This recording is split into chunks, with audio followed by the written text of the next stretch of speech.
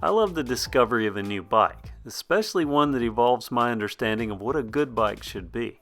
Recently, I purchased a bike from Priority Bicycles, the Continuum Onyx. It's amazing, and you should check out that video. And in the paperwork for that bike, I noticed a reference to a company called Brilliant. Forward a few weeks and another bike later, I see Brilliant again.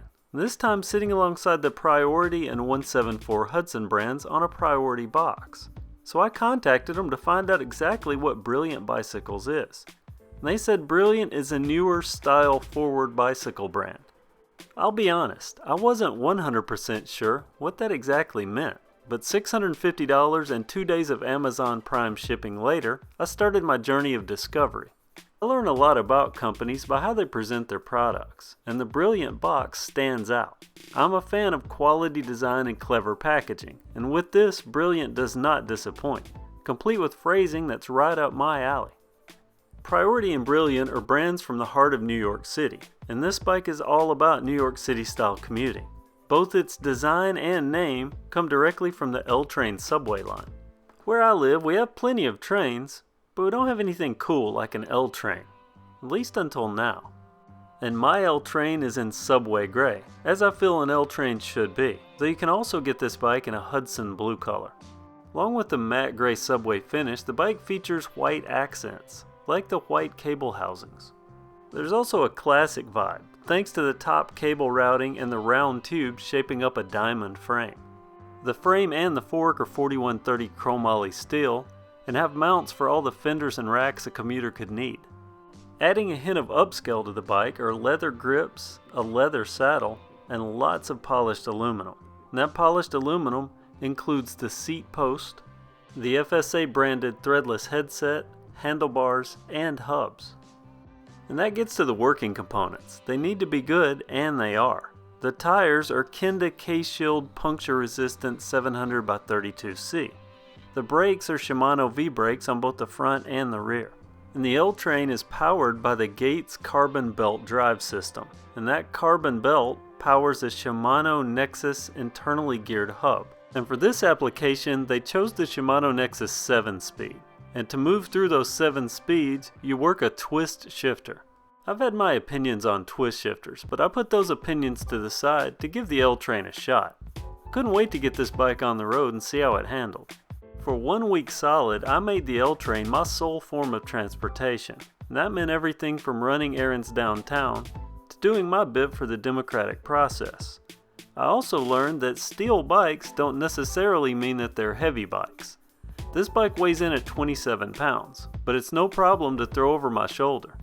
It's a good mix between weight and smooth ride, so I think this would be friendly to people that live in apartments or anywhere that they needed to climb flights of stairs with the bike on your shoulder. And of course, a lot of the time was spent on this bike chugging away on the daily grind of the commute to and from work. I mentioned smooth, and part of that is a steel frame, but the other is that internally geared hub. If you haven't ridden one yet, do.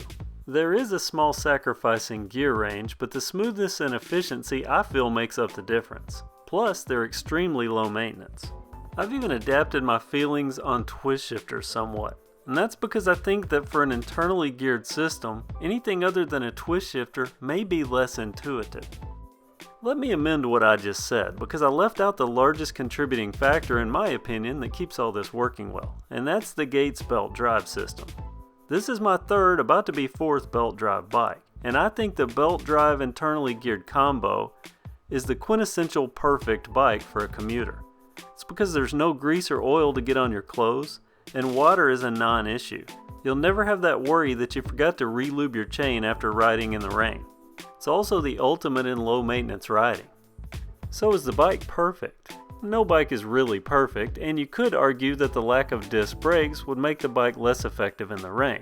And that may be true on some occasions, but in my observation, most commuter bikes still feature rim brakes. And also, I've ridden rim brakes for years and never had a problem in commuting. I did, however, have a problem knocking my rear wheel out of true, but that's on me. You gotta pay better attention when you're riding across city streets and looking for grates that these tiny tires can fit down in pretty easily. You could also argue that the bike needs more gears. The low isn't the lowest of lows. And I'm a lazy guy, so I like low lows. But I found that this bike is efficient enough that you don't really notice it after a few days. And it's light enough that pedaling up hills is pretty easy. But everything taken into account, I'm a fan of the brilliant L-Train. For $650, I got a bike with a belt drive, an internally geared hub, and all the polished aluminum I could ever want. Plus, possibly the most comfortable leather saddle and grips I've ever seen on a bike. And on top of all that, it looks so good. Maybe that's because it's style forward. So what do you think about the brilliant L-Train? Be sure to leave me a comment in the comments section. Also, be sure to visit the KevCentral.com website where you get more information on the videos and possibly a shot at some free cool stuff. And you can visit the YouTube channel page to get even more information. I usually upload something there every Wednesday. Thanks for watching and have a great day.